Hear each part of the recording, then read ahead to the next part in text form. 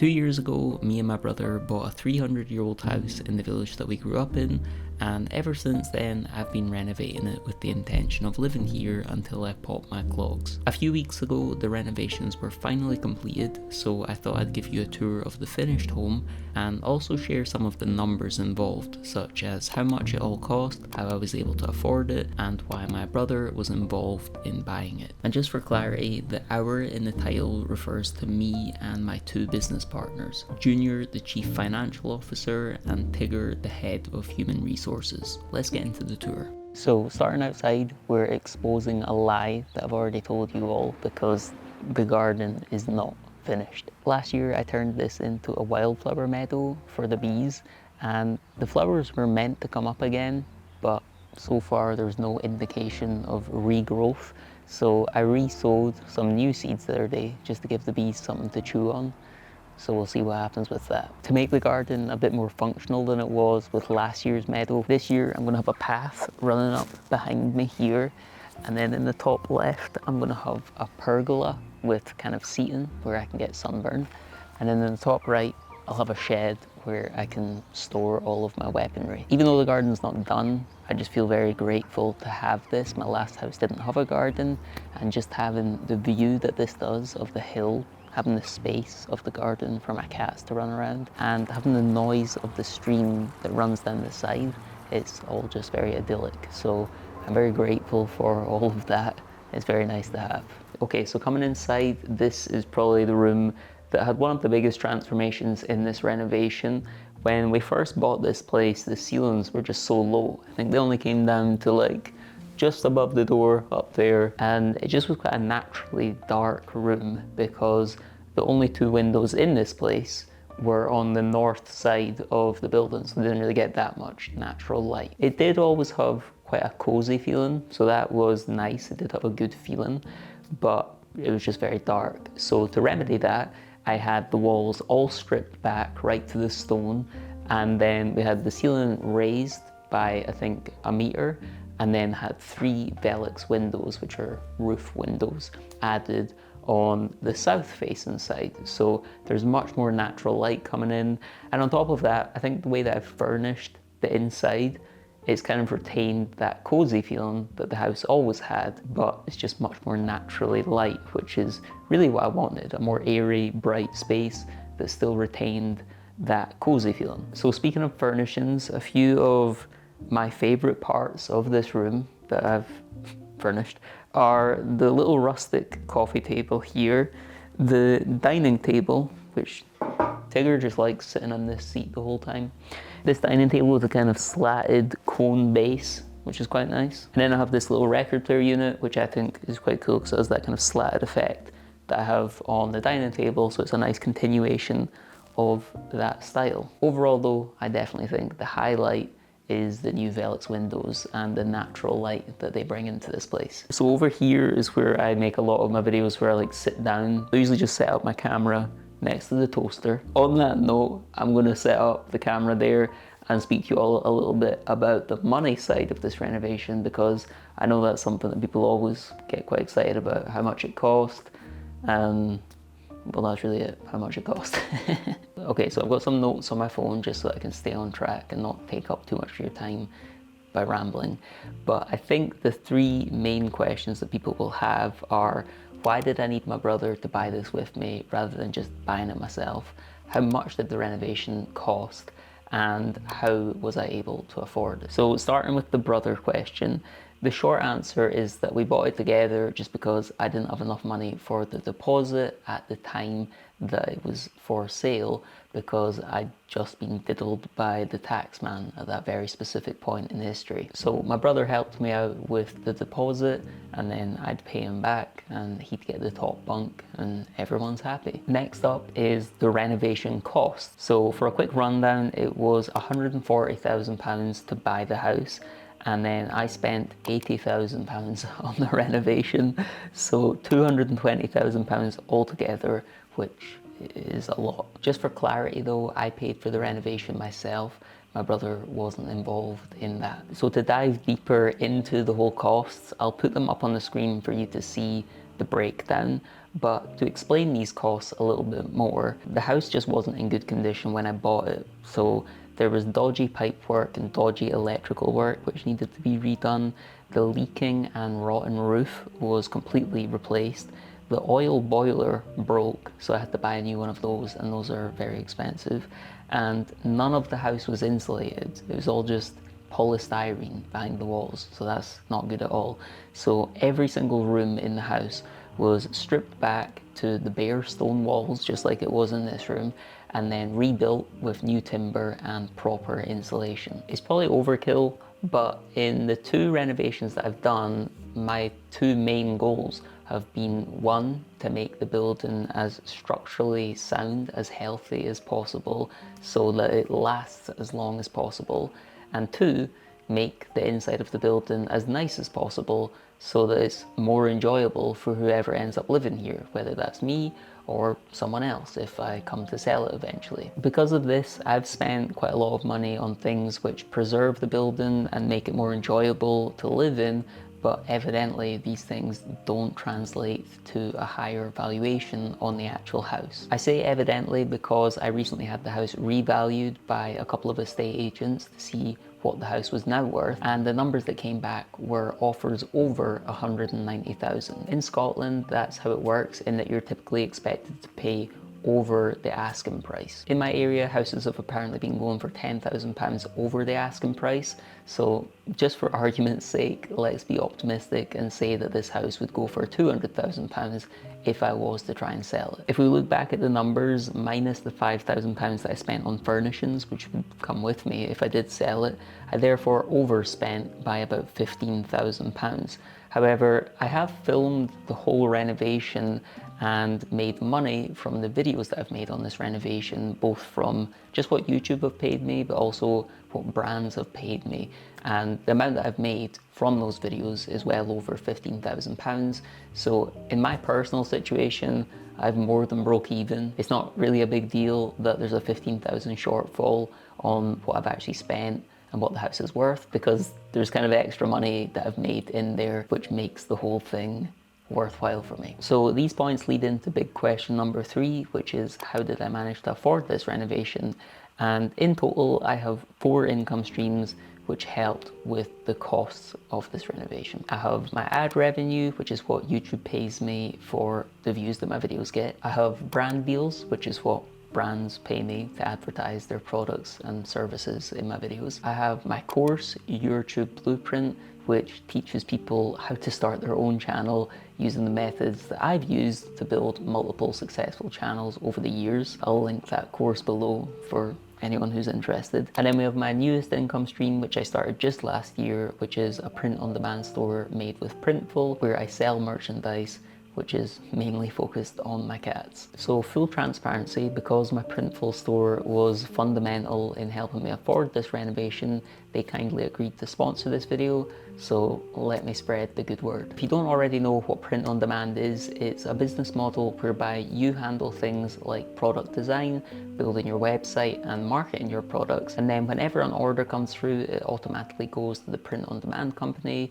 who create and ship the product directly to your customers. In a nutshell, it's an easy way to start a brand, risk-free, without any upfront cost. For my store, I did a lot of research on who the best print-on-demand company was and ended up going with Printful just because they consistently came back as the most reliable company with the highest quality products. The fact that they're trusted to fulfill the merchandise for companies like Coca-Cola, Spotify and MTV kind of speaks for itself. And on top of that, they're trusted by countless Etsy sellers who use this exact business model, some of which have made millions of dollars selling simple designs like these. Like I said, this is an easy way to start a brand, risk-free, without any upfront costs. And to prove that, I actually have a video which shows the entire step-by-step process of me starting up my own store. That video shows how I created my store, how I found a winning design, and how I marketed my products in a way that was immediately profitable. So I'll link that video down below for anyone who wants to give print on demand a go for themselves. There's never been a better time to get started with Printful because they recently relaunched their growth plan, which comes with a bunch of benefits, including up to 33% off all products so that you get more profit per order, 25% off all sample orders so that you can test your products at a lower rate before selling them to customers worldwide, plus the reward of a free subscription plan if you hit a certain amount of sales, which is something that no other print-on-demand company offers. Once again, I'll link the video down below, which gives you a full step-by-step look into my own Printful journey, just for any of you that want to give Printful a go for yourselves. So with all of that covered, let's move into the rest of the house tour. So coming through this door, we have the hallway, and then we have stairs down here which lead down to the front door. Behind the oak paneling here is a panel that comes off if the boiler ever needs replaced again, which I hope it doesn't. I just thought the original panel was a bit ugly and bare though, which is why I thought this oak paneling would be nice to add and fill the space. For anyone who hasn't seen my other videos about this renovation and is confused as to why my front door is downstairs, my house is actually an upstairs flat or apartment with one downstairs neighbour. I've mentioned this before, but the entire village is on a slope at the bottom of the hill, which is the reason I'm able to have an upstairs flat that still has a garden on the same level. Now on the first door on the right in the hallway, we have the new bathroom. Just like the living room, this room had a massive transformation because the old bathroom was kind of getting a bit dated, and also behind the tiles, specifically like over here and then also behind the shower, which is over there, it was getting a bit moldy, which is not good. And then also the old toilet, which was here, that was leaking, which is also not good. There's a lot of not goodness in here. So the new bathroom, all of the furnishings like the shower, the mirror, the sink, the vanity unit, the toilet, and the towel rail are all from a company called Crosswater, and I'm delighted with the quality of them all. So big shout out to Crosswater. My favorite part of this bathroom in terms of like design are the tiles. I got these from Tile Mountain and they're called terrazzo tiles. I've not really seen many examples online of what I wanted to do here. I wanted just to have like strips of feature tile in places like behind the mirror, in the shower niche, and then on the bulkhead of the toilet. But like I said, I'd not really seen many examples of that when I was looking at things like Pinterest, so I didn't know how it was going to turn out, but I think it turned out class. I'm very happy with how it turned out. So on this side of the room, on this wall, I went with an oak paneling effect. So this isn't actually oak, it's like a recycled material which is completely waterproof. And the cool thing here is that the boiler is behind here. And in the past, in the old bathroom, we just had like a big wooden hatch that was kind of ugly. But this is kind of James Bond shit. And if you unscrew it, you can see that it just comes off and then you get access to the boiler. So we'll put this back on and move into the next rooms. It's kind of heavy though. So coming back into the hallway, we've got this kind of little section of wall that was just like an odd shape, like it sort of just came in. So I had some worktop that was left over from the desk, and I asked the joiner Stuart if he could cut it into these little triangular shapes, and then I just added some brackets and just put some plants and a light here. I don't know if you can see this light on this camera. It seems to be too bright. I don't know what that's about. But I just thought that was a nice way to use the space and make the hallway a little bit more interesting. And then moving down here to the end of the hallway, got a nice little feature wall with a different color, and then 3 photos of my village from the 60s and 70s. I just quite like old photos and just kind of nostalgic stuff like that. So I thought that was a nice touch. Also got a little picture light at the top because it was kind of dark in here. And then down here, we've got a farmhouse stool. I think that's what it was called when I bought it. It doesn't really do anything here except just make it look a bit more interesting. Like that plant pot's empty and that's empty as well. Practically, it's very helpful because I'm not terribly tall and the windows in the hallway are kind of tall. So I use this when I need to open or shut those windows. It's just very helpful. Beyond these little features, before we move into this room, one of my favorite things that I've added in this house are these new doors. I found these doors from a company called LPD Doors, and they're called the Montreal. Each door has kind of different grooves to just make it look a lot more unique, and that was just something cool that I added that I'm quite pleased about. I don't know why I'm getting passionate about doors, but this is the office. This is where the magic happens, and by magic I mean this is where I edit my cat videos. The build-up of this room is slightly different from the living room and the hallway because I've put carpet in here, and it's a very deep carpet with a very good underlay. So all of the people that I've given a house tour of in this place, they've all complimented the pile of my carpet, which is about, you know, the best thing that can happen for your self-esteem once you hit 30. I'm very pleased with this. I just thought that I should do a deeper carpet, a sort of thicker pile, so that it's more soundproofed and nicer to sleep in. So as I mentioned before, all of the rooms, including this bedroom and the other one, which you'll see in a second, were completely stripped back and properly insulated, because previously the rooms were just insulated with polystyrene, which is not good. So the actual feel of the room right now is much more solid, much more cozy.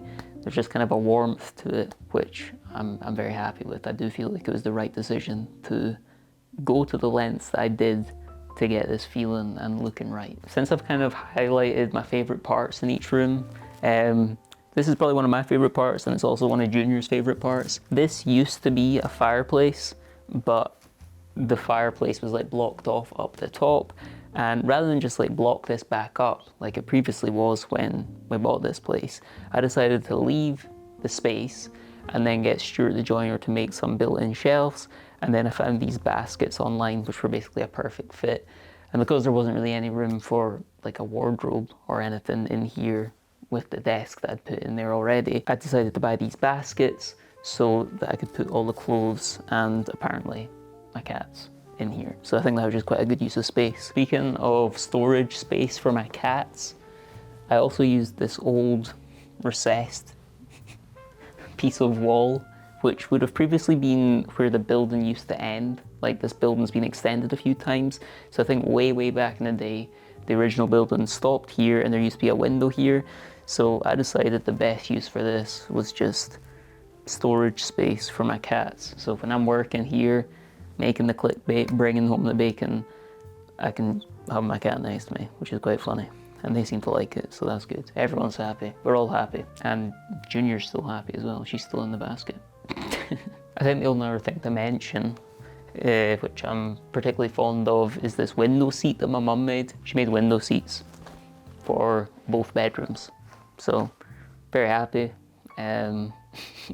with what a talented mum I have. I'm just overall very happy with this room. It's cozy, nice, functional, and the cats enjoy it. So on to the next bedroom. Across the hallway, we have the second bedroom, and this one's much smaller. This is where I sleep most of all, just because I feel like it's not good mentally to be sleeping in the same room that I'm making clickbait, just because, I don't know, I feel like there should be separation there, so I usually just sleep in here. I still feel like this room's a tiny bit less complete than the office, so I think I probably need to add a few more things. I don't play guitar, but I just felt like it might fill out that corner a little bit better. I think it does, so it looks like I need to buy my own guitar and learn to play it. A year from now, don't be shocked when I release a studio album of Johnny Cash covers. Over here, once again, this was a fireplace way back in the day, but it was covered up, and then I uncovered it when I was smashing this room up. And I didn't want to just cover it up again, so once again I got Stuart the joiner to make it into storage. So we'll see if the cat will go in there again. Brilliant. Look at that. I feel like it's not the best use of space right now, just kind of having like random books and a couple of little things there. So I've spoken to a basket weaver, which is very 15th century of me, and she said that she could make bespoke, custom fitting baskets, because they kind of go in, is that a trapezoid? A trapezoid?